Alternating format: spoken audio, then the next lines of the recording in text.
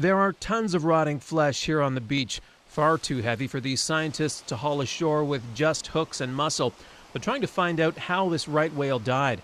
There's not much left of the carcass to perform a proper necropsy, but there are some other obvious signs.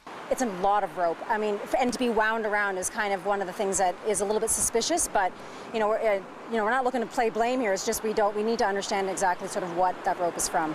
It's not uncommon for right whales to become entangled in fishing gear in the Atlantic Ocean, but researchers are careful not to blame fishermen right away. I mean, most of the time when we see green float rope, especially Nova Scotia or Newfoundland or wherever, it's fishing gear. But the thing is, at this point, if it's fishing gear, it's fishing gear. We don't even know what type, where. I mean, the gauge of the rope, how big it is, might help us work with some fishermen to actually figure out maybe what fishery it's from. Eventually, an excavator arrives to drag this carcass out of the water.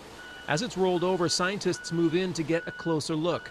Anything they can find out about the cause of death might help protect the 350 right whales left on the planet. Try to get as much information out of the little bits of the whale that we have left. But anything, considering it is an endangered species, anything that we can gather from it is worthwhile information. This is a female whale. It's well into adulthood, and if it became entangled in fishing gear while it was still alive, it likely took weeks for it to die.